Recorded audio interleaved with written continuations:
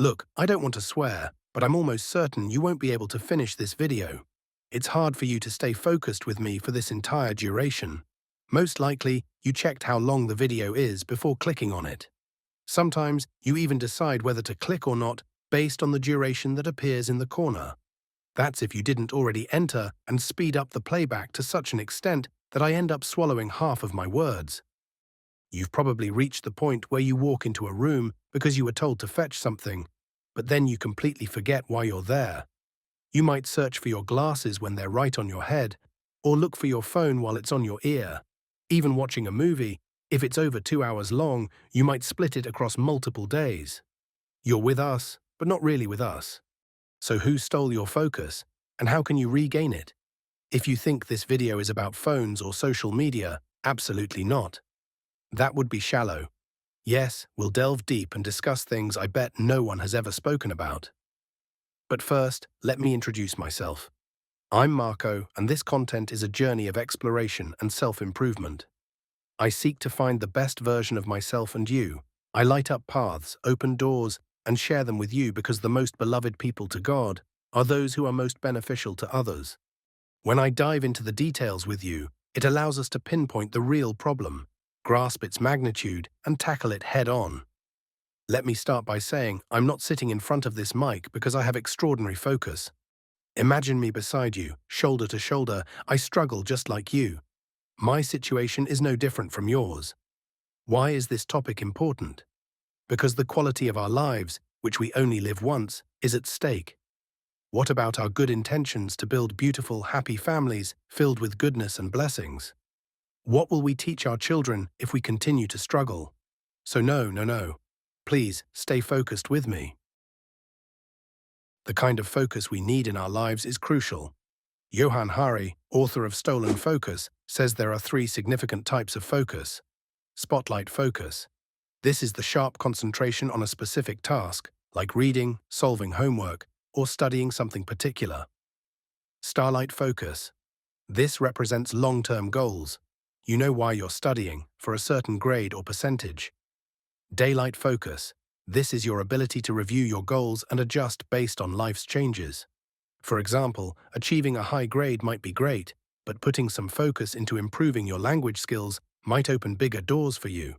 Daylight focus is essential. It helps you reassess, correct your direction, and adapt to changes in the world. You might set a goal sincerely, but who guarantees that circumstances will remain the same? As long as you can focus on what truly matters to you and rearrange your priorities, you'll be fine. Johann's analogy with light is brilliant. The broader the light's range, the more significant its long-term importance. Unfortunately, these lights are dimming over time. Why? Let me explain. Sometimes we blame ourselves for our lack of focus. You might think, I'm not strong enough, I'm weak against distractions. But when you realize everyone around you is struggling, you understand. It's not just you. It's not an individual problem. It's a collective one. The whole world's focus is dwindling. Sure, the severity varies from person to person, but we're all struggling without exception. I started this way because I don't want you to feel guilty or beat yourself up. I want you to see the bigger picture. When I said it's shallow to talk about phones and social media, it's because there are deeper reasons. Sometimes the phone is just a result of the real problem. Imagine it's the outcome. Let me explain. Focus is at the center, and there are 2 main poles impacting it. If these collapse, focus is doomed. The first pole is food. Back in the 60s and 70s, most people had a natural, balanced weight, leaning towards slimness. Today, statistics and reality show that obesity rates have skyrocketed. People rely on foods that spike blood sugar quickly, providing a short burst of energy before crashing. When your energy drops, your brain struggles to focus, even in the best-case scenario, assuming you're not addicted to sugar. Here, I'm referring to unnatural sugar. Imagine someone eating fast food daily but expecting to be healthy with an incredible physique. Impossible. If you want your brain to focus, you must nourish it properly.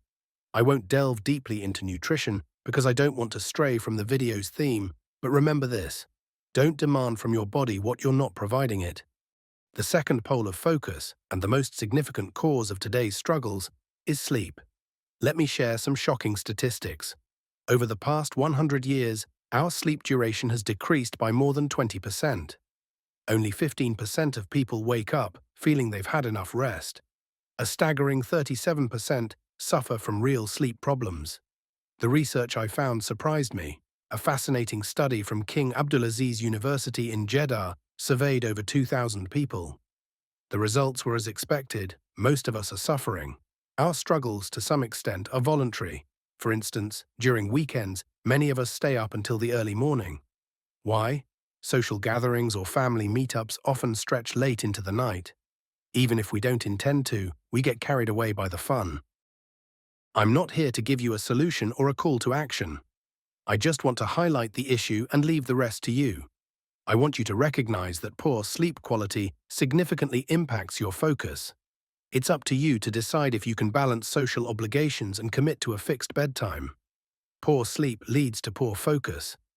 The phone becomes an easy activity to focus on since it doesn't demand much effort. But why are we struggling with sleep? Many reasons: diet, activity levels, but most importantly, the battle between us and big corporations. Imagine standing amidst tech giants who've created the biggest apps. What do they want from you? Honestly, do they want you to focus on your life, work, and goals? Of course not. They want your time. Time is money for them. We've discussed before how these companies pour insane amounts of money into psychological studies to design algorithms that keep you hooked. These companies know exactly what they're doing. They spend enormous amounts of money on research to figure out how to make their apps addictive, how to keep you scrolling for hours without you even noticing. Think about it. When you open social media, what happens? You start with a quick check, but then suddenly hours have passed. You've gone from one post to another, and before you know it, you're down a rabbit hole, jumping from one thing to the next. This is no accident. They have mastered the art of capturing your attention. They design notifications to create a sense of urgency. You have a new message, or you have a like, and these things trigger a chemical response in your brain, making you feel good for a moment. But that moment is short-lived. The brain craves more, and so you keep coming back. The dopamine hit from these small rewards makes you return again and again, and over time your ability to focus on other, more important tasks starts to shrink. This is the power of design. These apps are intentionally crafted to be irresistible. You're up against sophisticated algorithms designed to keep you engaged as long as possible. While these companies rake in profits, your attention, the most precious resource you have, is being drained. And it's not just social media. Have you ever noticed how websites, even ones that used to be more straightforward, have become cluttered with ads and distractions? You try to read a simple article, but before you can get through it, you're bombarded with pop-ups, video ads, and endless scrolls of irrelevant content. These interruptions have become a part of our daily lives. Every time we click or scroll, we're participating in a system that is designed to steal our attention. But it doesn't end there. There's a deeper issue here. Our brains are simply not equipped to handle this level of stimulation. We're not used to this constant barrage of information. Historically, humans didn't have to process the sheer volume of content we encounter daily. Our brains were built to focus on specific tasks, not to juggle a dozen things at once. And yet that's what we expect of ourselves now. You may think that multitasking is helping you get more done, but research shows that it's actually doing the opposite. It slows you down. Every time you switch your attention from one task to another, your brain needs time to refocus. This constant switching becomes exhausting, leaving you drained at the end of the day, even though you didn't do anything particularly demanding. It's the result of scattered attention and divided focus. But here's the key point. You don't have to stay trapped in this cycle. There is a way out. You can reclaim your focus, but it starts with awareness. Understanding what's happening to your attention is the first step. Once you recognize the forces at play, the algorithms, the distractions, the design behind it all, you can begin to make conscious decisions about where you direct your focus. The solution isn't about completely disconnecting from the digital world. That's not realistic. But you can set boundaries. You can choose when and how you engage with technology. Start by identifying your top priorities in life and work. What matters most to you? What do you want to focus on? Once you know your priorities, make sure that your time and attention align with them. If social media isn't helping you achieve your goals, maybe it's time to put it on the back burner. If your sleep is suffering, commit to a bedtime routine that helps you get the rest you need. Small changes can lead to big results, but you have to take responsibility for your focus.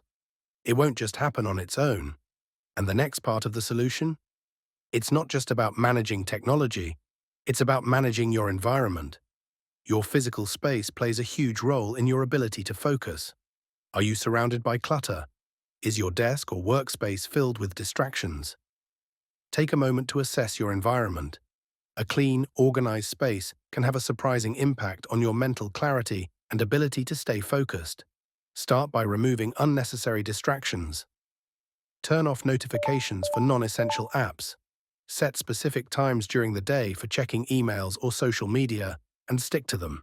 When you're working on something important, eliminate all other distractions. Put your phone in another room if necessary, close irrelevant tabs on your computer, and set clear boundaries. Remember, the goal isn't perfection, it's progress. Every small step you take to reclaim your focus is a victory. You don't need to completely eliminate distractions or be perfect at all times. What matters is consistency and intentionality. The more you practice these habits, the stronger your focus will become. And most importantly, don't forget to be kind to yourself along the way. Focus isn't something you can snap your fingers and instantly improve. It's a skill that takes time and practice to develop. Be patient and celebrate the wins no matter how small. So as we wrap up, I want you to leave with this thought. Your attention is one of the most valuable things you have. Don't let it be taken from you without a fight. Reclaim your focus and take back control of your time and your life. Thank you for staying with me through this conversation. I hope this insight will help you in the coming days. Stay focused, stay intentional, and most importantly, stay true to what matters to you.